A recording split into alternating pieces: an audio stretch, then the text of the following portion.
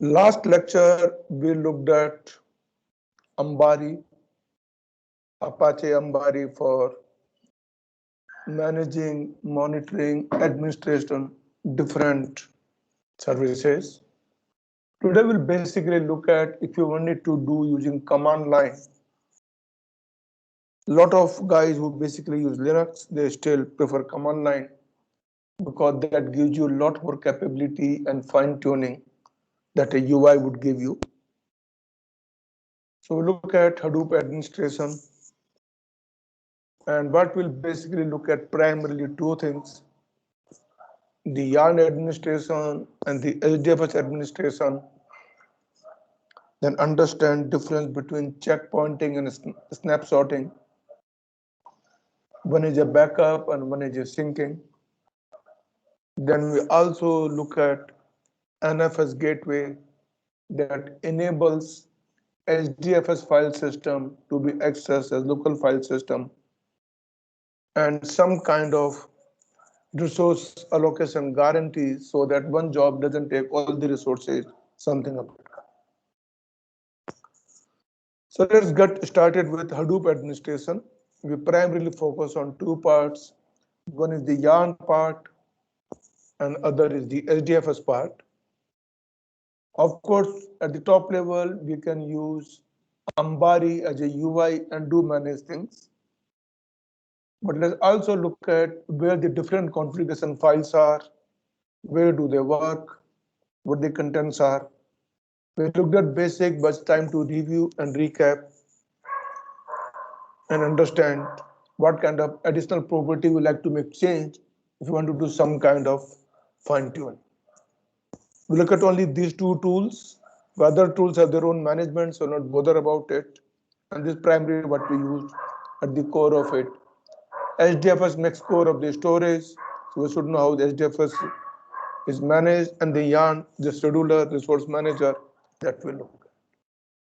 So primarily there are four files you will deal with.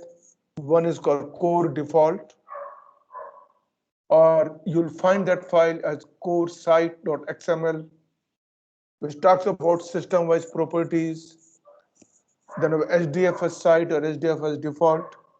The HDFS site would be related to about HDFS properties. Then you have a mapreduce properties and the yarn. So basically, if you look at all these four files, you typically find if you go to your, let me log into this system, Hadoop home,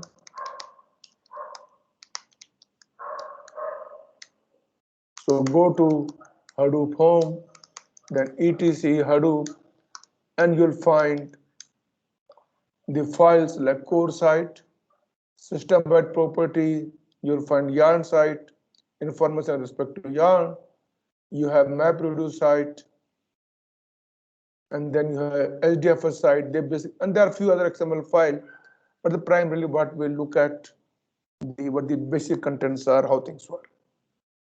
When we want to look at yarn administration, and the yarn administration, the details of the command could be found at the yarn Hadoop doc, and it has a lot more detailed documentation, and we'll cover a very basic small part of it. So I can maybe take this.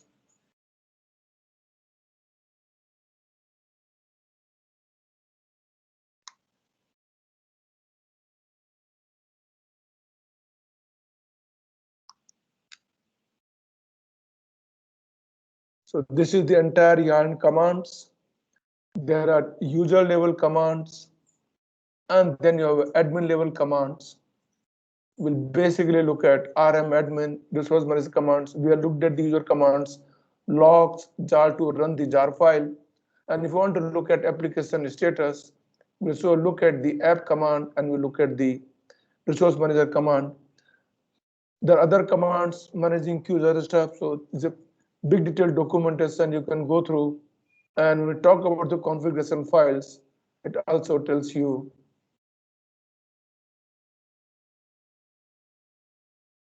the configuration file, core default, HDFS default, mapreduce default, and yarn default, and you can look at those different properties, what the different names are and different values.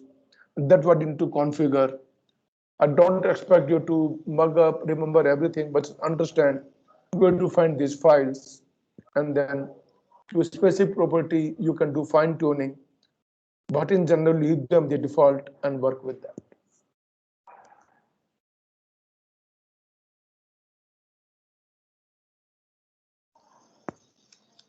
So if you simply give RM admin, it will give you all the help files, giving you different syntax usages. Primarily, if you want to delete or decommit, remove a node from a cluster, or you want to look at the node, you want to define things that you want to do RM admin part of it, like add to cluster, or you want to change memory, other codes, allocations, is what you do. And the help command. So general details, well, I will not go into those details. If I need to remove a node from cluster and node is live, so before I can physically shut down the node, I should make sure that I should decommission this from the cluster services, because then HDFS should know that this node is no more part of a cluster, so that no write will perform. Otherwise, it will try to write and fail and will take a longer time. So first you need to decommission all the services, which could be done either through Ambari decommission, take a host view, decommission it, and then you can remove it. Or you can do through RM admin command, do that part. There's other things. If you want to deal with security validation and checking, you can define a web proxy whose job is basically deal with security issues. By default, the web proxy is part of the resource manager. But if you want to run the resource manager as a separate service, then you define that IP address in the yarn site.xml with a web proxy address, and then when you make a request, you would go to the proxy, make sure that you are a valid authenticated user, and then things would work out. From Hadoop 1 to Hadoop 2, the core differences that we introduced the yarn, which will basically schedule the jobs, resources. Hadoop 1, it was all integrated. But after separation, we like to make sure that what is the history of MapReduce job that we have done. So those properties you define in your MapReduce site.xml and define where things are and running things. If you want to look at a yarn job, you can basically say at the user level yarn application, or you can use app as well. If I were to use only app, it will give me all the help commands or menu command, something like if I were to run this,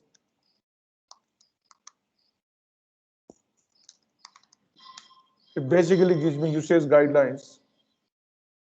App ID, if I want to look at details about the app ID or states, want to look at the status of application which are finished or failed or killed, this has to be used along with the parameter called list. You'll find a list there at some point in time, a list. And then, so maybe let me give you the idea.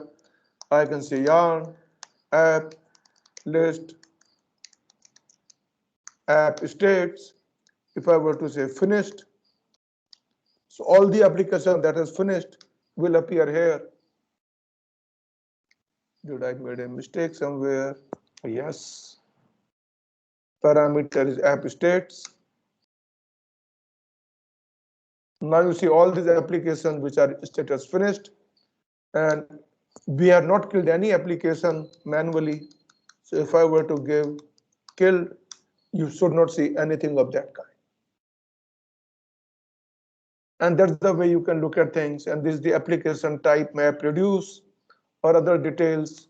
You can see there are other kind of application as well. You have a yarn kind of applications.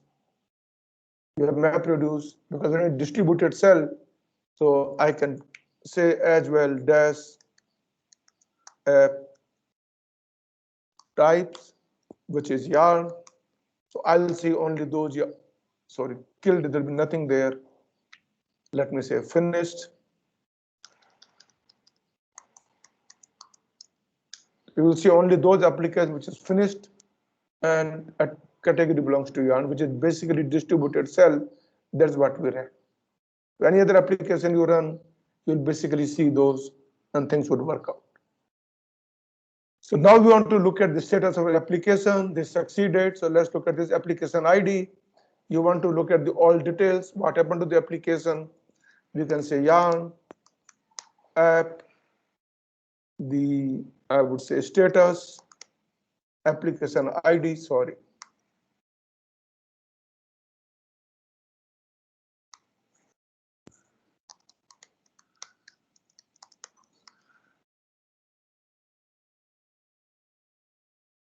You guys can read the screen, the font is okay, it's not too small. Yes, sir, visible. So if you look at this 35, 36, would basically see what happened to the application. Application succeeded, and you see all those details. Yarn progress 100%, or we can look at 36. That's when you ran things up properly. It gives you all those details. So log application succeeded, time taken, the resources, number of cores, the distributed cell application, type is yarn, application ID, user is. So you get all those details. Queue, and we'll come to the queue in a short while. If you want to guarantee some kind of resource management, it's a fine succeeded. And then you can look at each individual application by using basically the yarn command.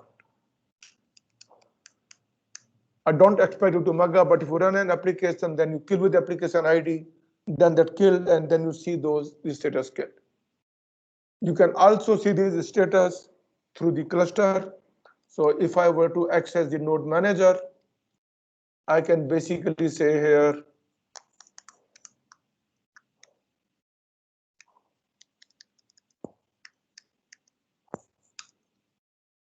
you see all the application details and application ID, and then you can look what has happened.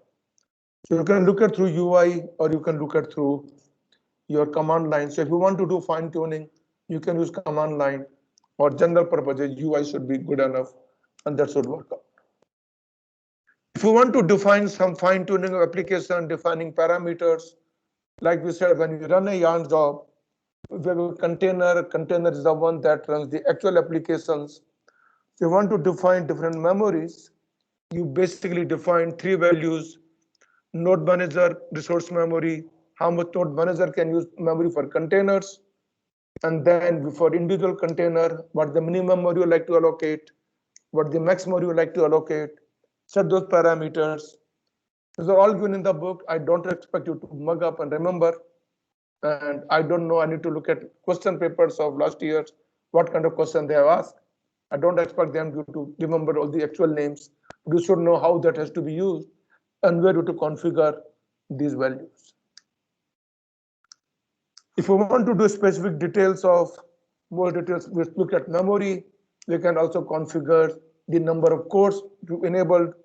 So basically, how much cores you want to allocate, minimum, maximum, and same thing you want to run mapreduce programs. You can basically do, because mapreduce is basically Java program.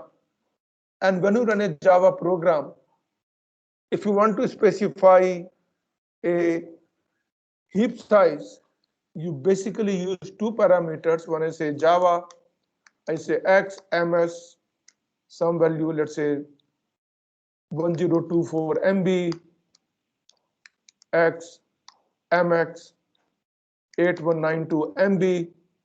Have you guys used those parameters, xms or xmx? What those parameters are? Chenna?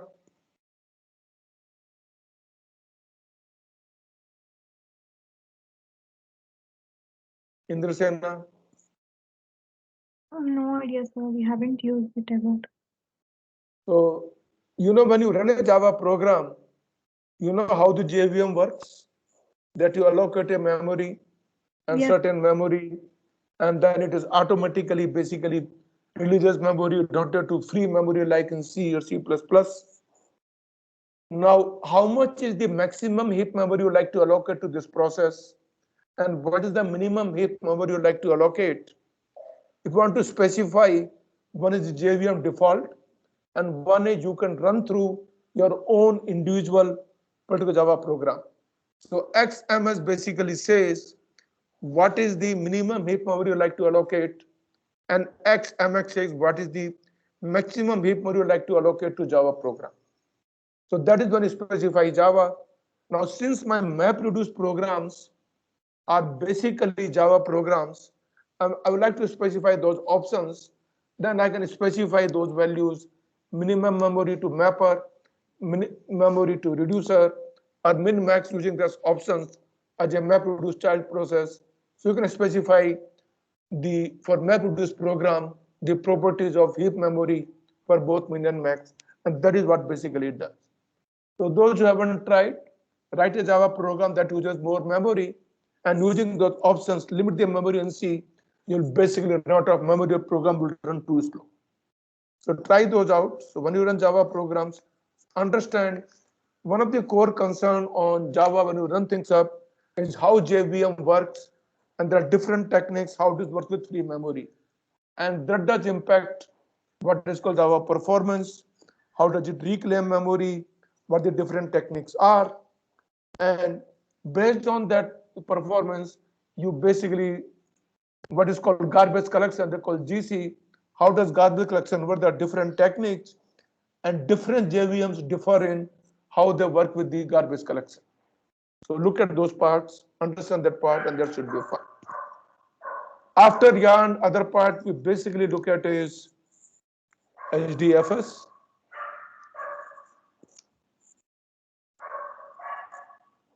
So either we can look at UI, you can access the node manager. And access the node manager, you can use the URL 50070. So I'll access, let's say.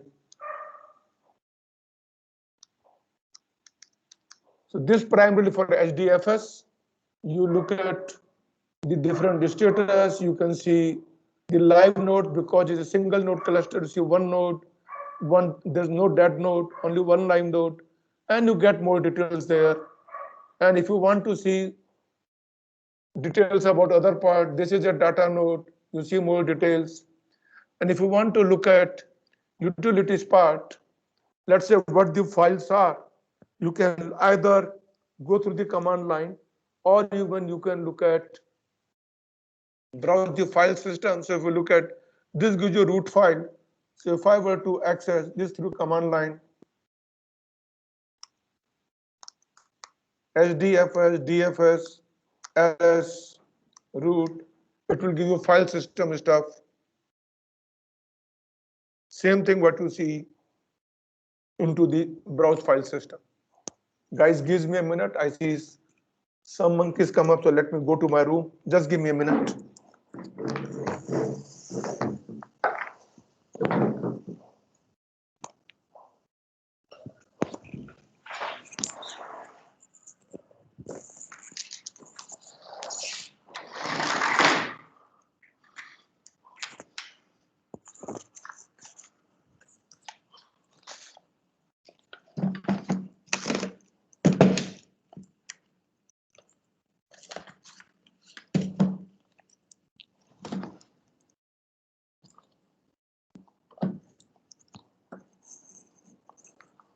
Just one more minute.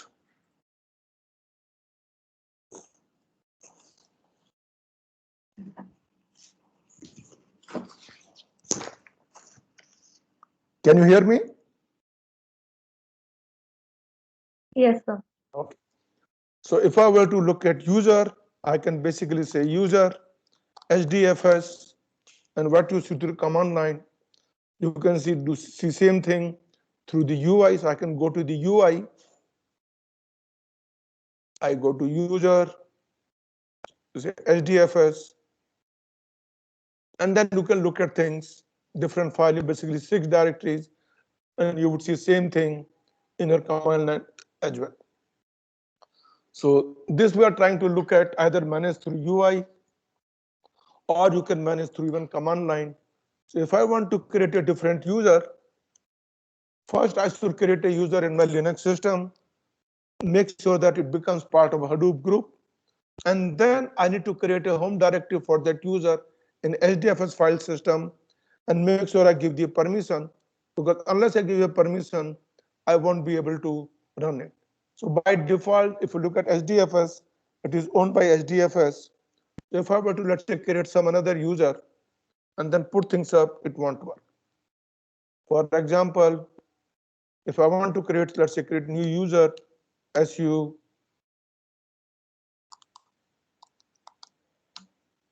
sorry, let me log in. To create an account, I need to log in as root.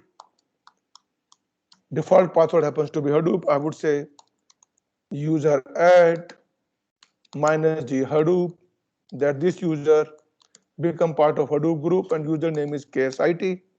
This user is added. Now, if I want to create a directory,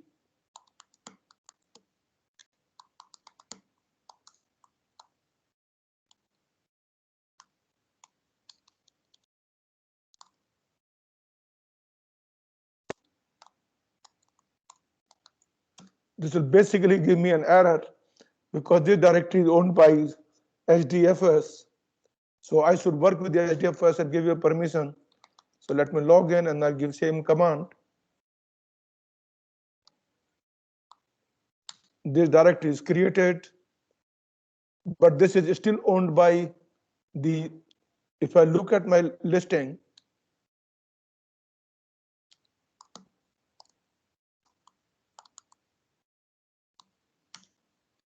case set is still owned by user called HDFS, but want to make sure that is owned by new user. So we should make appropriate changes.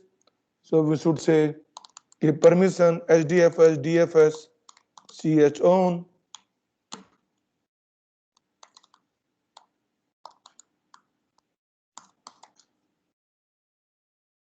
and this I also need to give who the new owner is.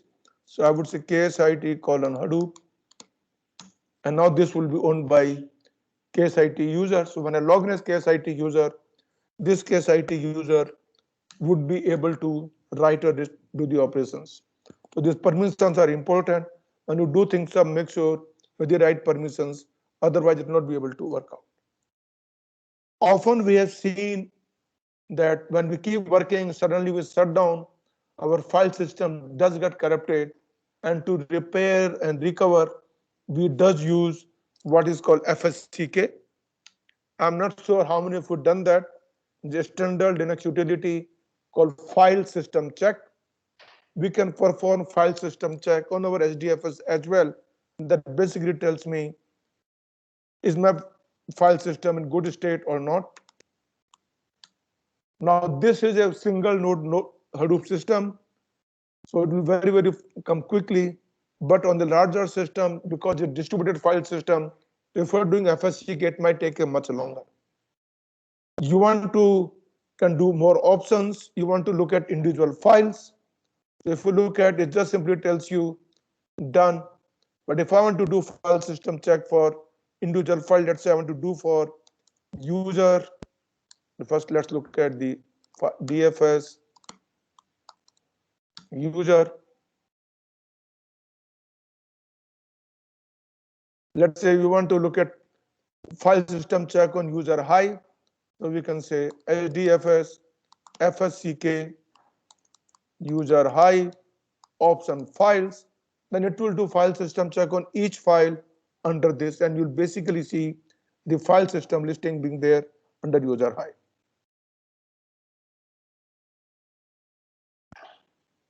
There are no files there, so probably let me run through HDFS.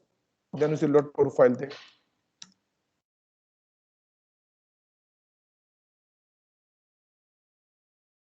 You can see under user HDFS, you have basically UG examples. I have copied things. For each of the file, you basically check what is happening, what the status is, replicated, bytes, all those details you basically find out. And that is what the FSCK does. You can look at those things which I had done. We looked at the options as well. And after a while, if you look at what may happen is, because my cluster works with number of nodes, when it with number of nodes, at some point in time, my block allocation or disk usage could become skewed. For example, let's say I have 5 cluster nodes, I created files. When it creates files, it tries to do equidistribution of disk allocation. But let's say I removed some files, and that means a particular node, this could have become quite empty, where other places this much more usage. And you would like to make sure that time to time, all data nodes should have almost same amount of occupation disk blocks. So you would like to rebalance allocation of file blocks. So HDFS gives you a command called balancer.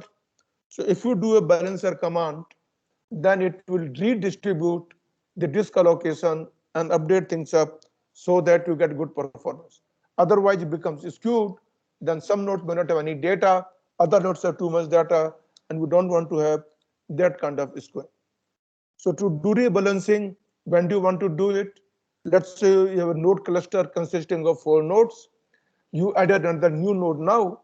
Now previous node, let's say 500 GB of data each. Just added a new node, it has no data. That means practically this node will not face any load. So you like to do redistribute so that some data from other nodes gets moved to this new node. So when you add a new node or when you remove a new node, then because the node is removed, so data is not accessible. So again, you want to distribute the load. So because of the application, so you need to do rebalancing, and that's the capability given by HDFS balancer. So run the command HDFS balancer. It will basically do the balancing. But when I run this command on my single node cluster, you would not see an impact because single node, so there will be no balancing as such. And so it will come out very, very quickly. But if you have a set of Hadoop cluster or multiple nodes, then you run a balancing depending on how things are. Balancing might take much longer time. By default, it does balancing to make sure that all the nodes have block sizes or disk usage within 10% of each other. But if you want to give a different threshold, then we can specify parameter, let's say 5. That means all the disk blocks across the nodes would be within 5% limits of each other. So and the more threshold you give you, the smaller value, the more time it will take to rebalance. In this system, it doesn't take much because there is no skewed, the single nodes, everything on this. But if you have the cluster setup, different nodes, then rebalancing might take time. So this is basically useful to make sure that the HDFS operations are distributed across all the nodes of a cluster.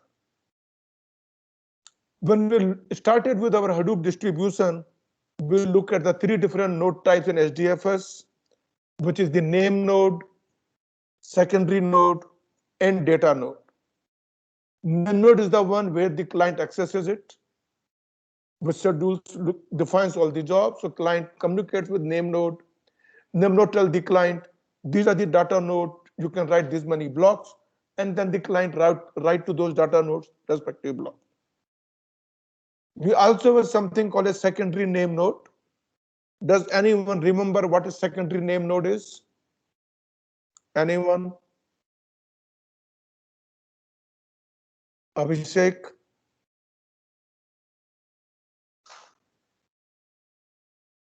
Deepika? Secondary name node is not a backup name node. It is not a failover or high availability name node. Nischita? Lakshmi? Yes, sir. It basically is a helper to the primary name node. Right? How does it It work? does not Good? replace. Yeah. Does So what not does it? replace primary name node basically. Yeah. But how does it help?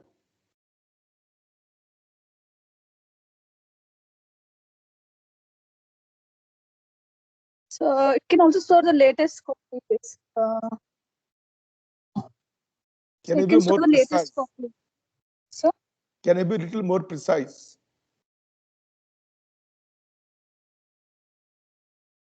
Okay, let me just refresh. So secondary name node is basically, so let's look at what does the name node do, and then we understand what secondary name node does. When you start the HDFS cluster, your name node starts, and the distribution of files on which data node the file blocks are there, how many blocks are written, where they are replicated, all that information is maintained in the file called FS image. So name node starts, it reads that file. After it reads, name node does not update this file at all. This file remains as it is. But after name node starts, a lot of data would be written, data would be removed. So there'll be a lot of updates onto the way these blocks are. All those data are gone to basically edit logs or journal log file. So what name node does when it starts, it reads the initial distribution as in FS image, read all the edit logs from the journal files, applies this to it so that it knows what is the current distribution of the file blocks on different data nodes. It only knows the information, but it still doesn't have whether the respective data nodes are up or not. So when name node starts, it reads the FS image file, applies all the edit logs, but makes sure that respective data nodes are available. So it waits for data nodes to connect to it and report that they have the respective data. And when name nodes get sufficient connectivity from all the data nodes, it may not get all, but let's say my replication factor is 3. So for each block, if I get access at least from one data node, I know data is readable, accessible. So when it gets sufficient information from data nodes, it knows that now I can serve and I can start writing it. And that is when it comes out of the what is called a safe mode. So a safe mode starts to make during safe mode, no write operation, update operation can be done. Read possibly yes, but no write operations can be done. Now, so what is the secondary name node job? If you look at name node does not update this FSMS file at all. Every time it starts, it reads the original FSMS file, apply the edit logs, and everything is kept in memory, and then wait for data node. Now, if the edit logs will keep increasing over a period of time, and that means next time it starts, its safe mode time will take much longer time. So job of secondary name node is to merge these edit logs, merge these edit logs into the FS image file. So what secondary name node does, it also has access to FS image file. It reads all the edit logs, apply to FS image files, and write that FS image file back. Now, since NameNode is working in memory, so now FS image is updated, and next time NameNode starts, it has a less number of edit file to do, it becomes efficient. Why NameNode doesn't do this part? Because NameNode is trying to deal with large number of data nodes, cluster size is huge, and this becomes too much of a job, and we don't want to divert resources of a name node because then it will suffer the performance of the HDFS. So merging the edit logs into the FS image file is the basic job of secondary name node, and when it writes, and that is what the secondary name node does. That essentially meaning merging the edit log to FS image file so that next time name node starts, things becomes quicker to start with. And that essentially merging you can call is equivalent to checkpointing operation. That means till this point in time we are in sync. And that is what we basically call checkpointing. So if you want to enter and look at safe mode by ourselves, let's say my HDFS file has gone through some issues, we like to look at it, we don't want any more updates, so we can enter HDFS safe mode manually using this command. And during this time, if you do any write operations, it will not work. So we do safe mode, enter. Now if you do a write, it will fail.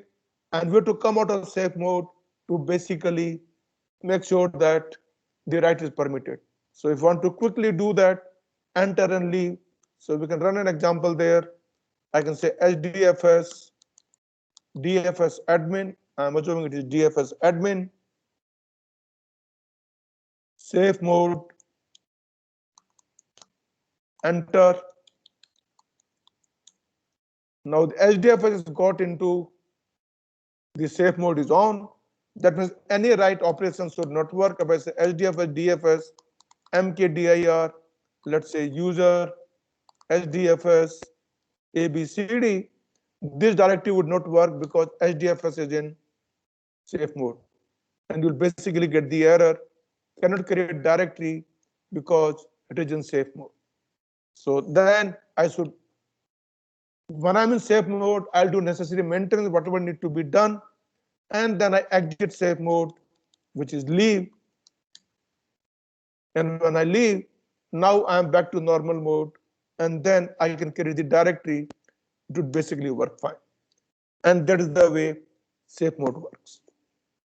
Now we look at the part of secondary name node. As we said, the job of secondary name node is to merge the edit logs into the FSMA file, write it back, and things. So if you want to specify where is the FSMA file locations and how often periodically you want to do that merging, that's basically checkpointing. So in checkpointing process, you basically create FSMAs, duplicate in different directory, NameNode directory, and once jobs are done, they'll basically do that part. If I want to do manual checkpointing, since job of secondary NameNode is to do this work, so my secondary NameNode is running, I cannot do checkpointing by myself. So if you want to do manual checkpointing, I should stop the secondary NameNode for the checkpointing and then start the secondary NameNode. So to look at what the nodes are running, you can run a command JPS services. Say we are running data node, which actually writes the data, name node, which is the main process where client access, and secondary name node. Because it is running, if I were to do a checkpointing, which is basically HDFS secondary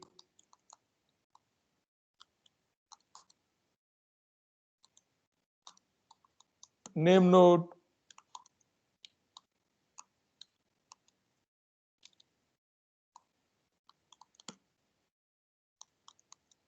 this would give me an error because secondary name node is running. That's what secondary name node does. To make sure that secondary name node stops, I go to the SBIN directory, Hadoop home, SBIN, and I would run Hadoop daemon.sh, stop, secondary name node. Now name node is stop, I verify it.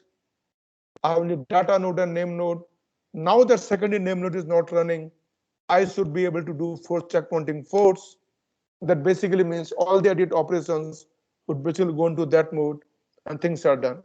And you can say create the FS image, this file, checkpoint ID, this many files are saved, and we are basically done. And now I should start back my secondary name node again.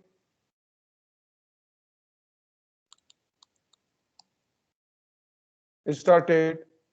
So if you want to do checkpointing manually, run a secondary name, stop secondary name node, run that, and then start again, or that's what secondary name node does. Other thing is called, other operation called snapshot. A snapshot basically means taking a current picture of how my distribution of file blocks are on across different nodes. And that is basically what is called a snapshot, or in a short, a read-only point-in-time copy of HDFS. A snapshot does not mean I'm taking backup of data. It only means I'm taking backup of the distribution of node across HDFS. So essentially, for a given directory or a given file system, what are the different files, what are different blocks are there? That's all I basically keep a backup. So I take a snapshot. I can take for the entire file system, or I can take it for a given directory.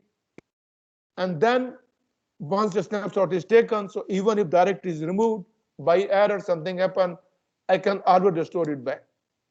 I don't need an actual data backup because data is already replicated, and since it is replicated, if one node goes down, data is still available.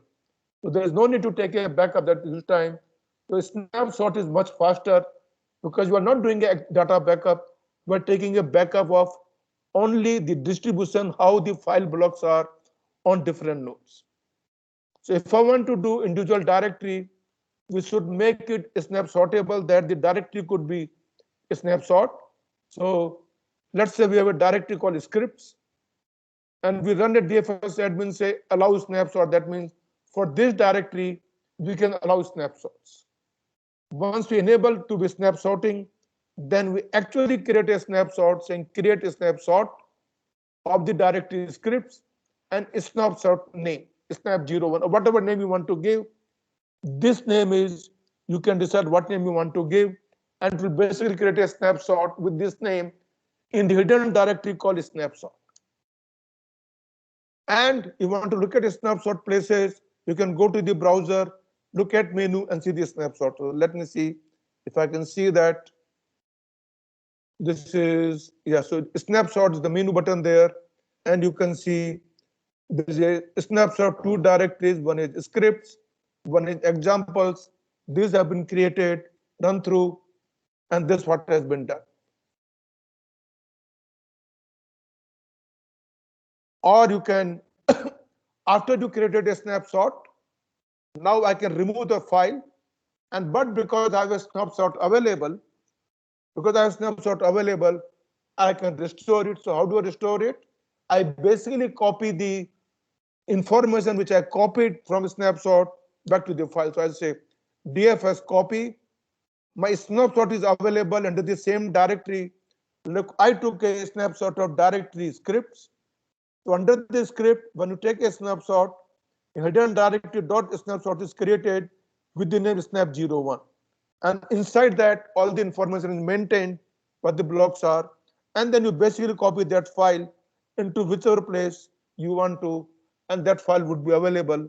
And that is how this snapshotting works. So I won't run this command. I'll leave that to you to try it out. Set up your own cluster, and you should be able to run the commands.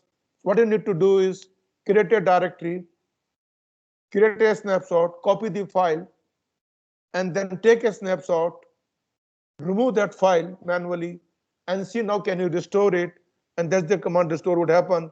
It's not necessary that you have to restore in the same directory. You could restore anywhere else, any place you want to, and then data would be available. And that's essentially what a snapshotting does. And if you want to delete a snapshot, you can basically say delete, and that snapshot would be deleted, and your normal one. So run things up, look at things, and then you probably would know the where things are. We can even look at maybe recursively. Let's say if I can do that.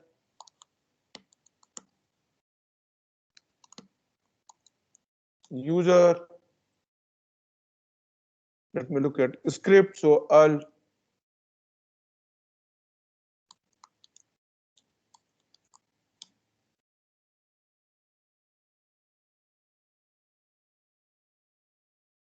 let me look at my user HDFS script. Sorry, so let me go there.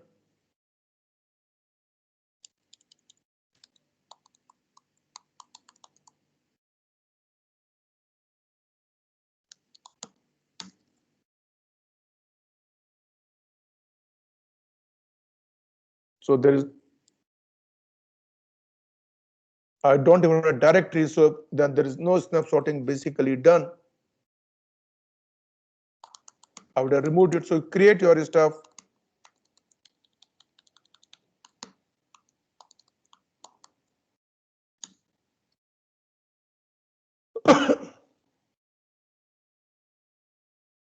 I have HDFS scripts.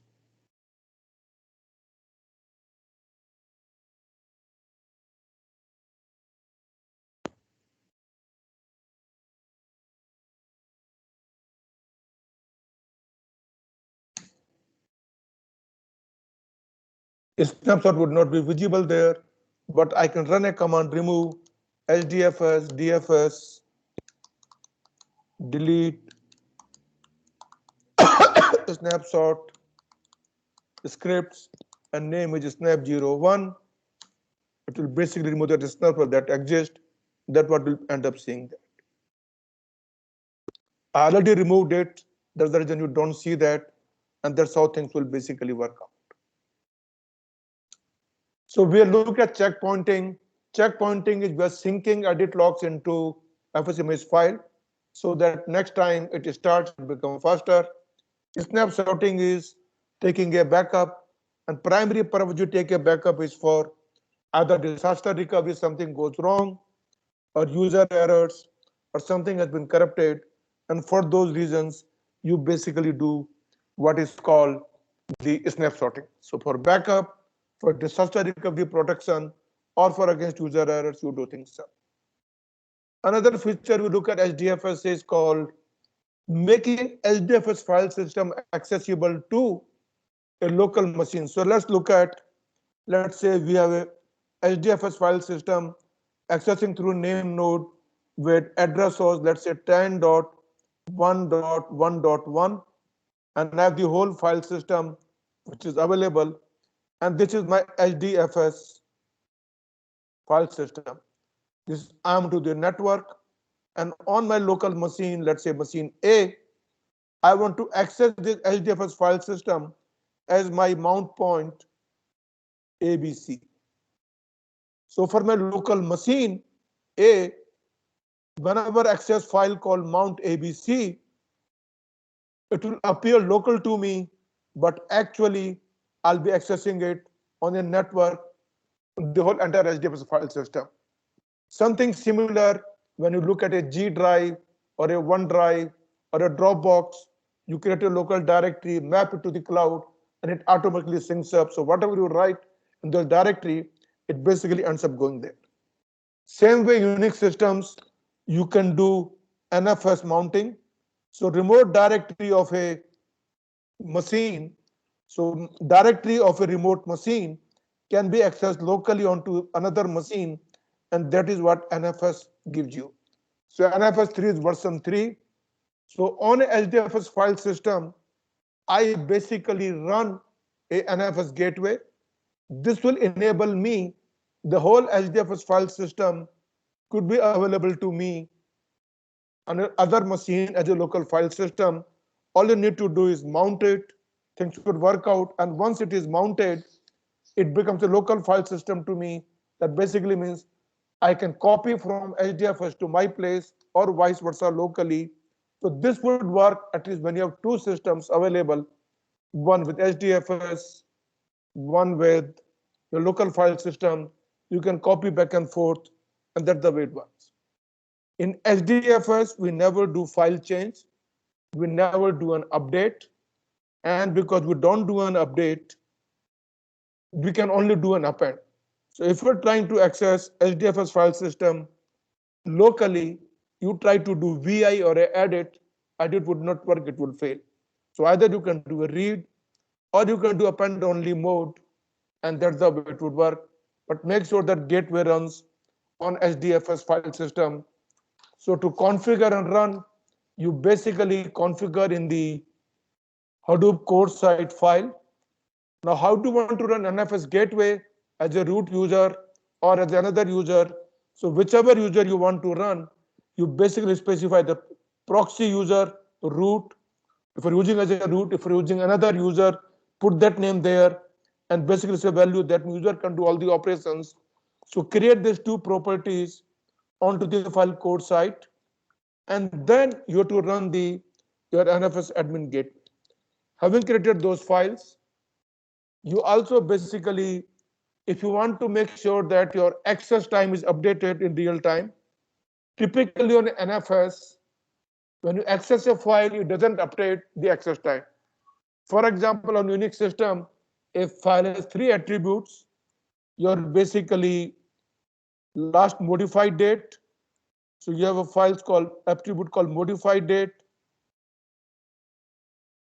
You have a creation date, create time, and you have access time.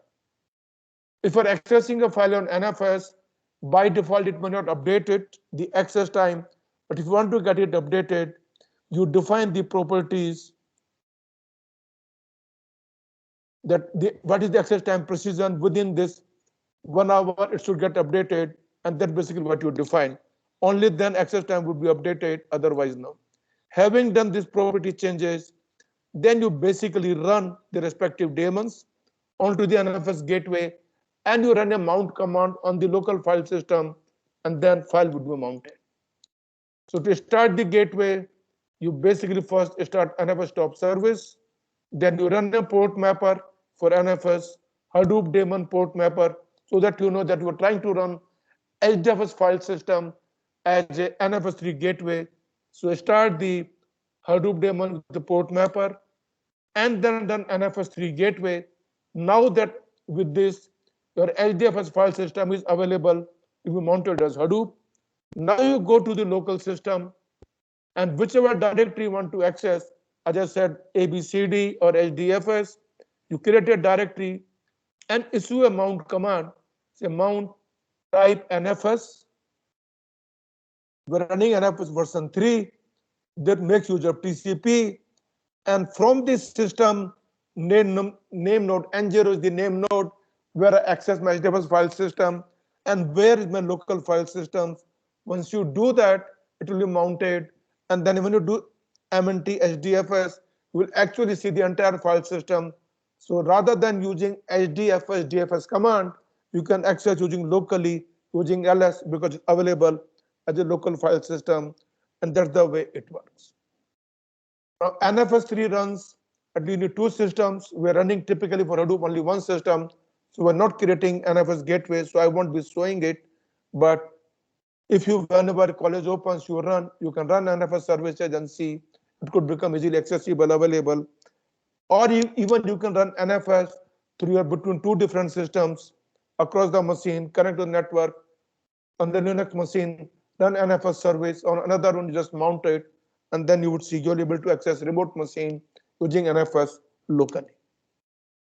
As we also said, when you look at the scheduler, a scheduler, when you run a job, yarn job or mapreduce job, it can take entire resources of a given node. We like to make sure that different jobs do get their at least minimum resource guarantees. So you can basically create different number of queues, and for each queue, you can allocate some minimum number of resources. So basically create minimum number of resources for each queue so that you are guaranteed that no job is start. Now, if there are access slots that no queue is using, then those could be given to those jobs which are running. We haven't created queues, so if I look at in our NameNode, let me access my NameNode. This is my NameNode.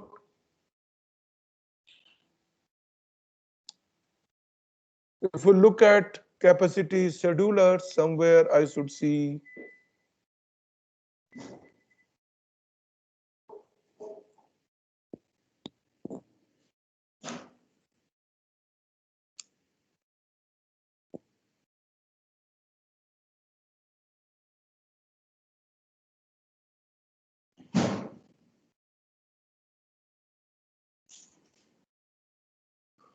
so this is through yarn access. I like to access through my yarn resources because scheduling is done through yarn, not through HDFS. So I should access yarn access, and there you will see capacity scheduler. and then basically say only one queue by default root. So I can create multiple queues, and then I can allocate resources and see for which queue what capacity being used. So if you create multiple queues, and through the yarn admin, you can assign job to different queues, and that makes sure that all the jobs do get at least some fair amount of resources, and no job is getting started because other job has taken all the resources. And to look at current capacity view, you can access cluster which is yarn 50070 port used by HDFS, and this is the yarn cluster. So you can look at the stuff and do things up. So you basically looked at yarn resource manager administration through RM admin. We look at the application status through yarn app command. Then we'll also look at HDFS administration. We can do file system check. We did checkpointing, which basically the job of the secondary name node, merging the edit logs into the FS image file. We did snapshotting, which is basically creating a backup, restoring the file. I haven't created, run the executed commands, which create a snapshot, take a backup, remove file, restore it back. But I would like you to try do that. Given the commands explore, then you should be fine. And then we studied NFS3 gateway. And lastly, we look at Yarn does provide capacity scheduling. That means you can put a job in different queues and no job would start. So this brings an end to our current lecture. This also brings an end to our module 2. There was a last topic on module 2. So we have covered both module 1 and module 2 now. If you have any questions, let me know. And again, I would request you that those who are not submitted, submit your assignment,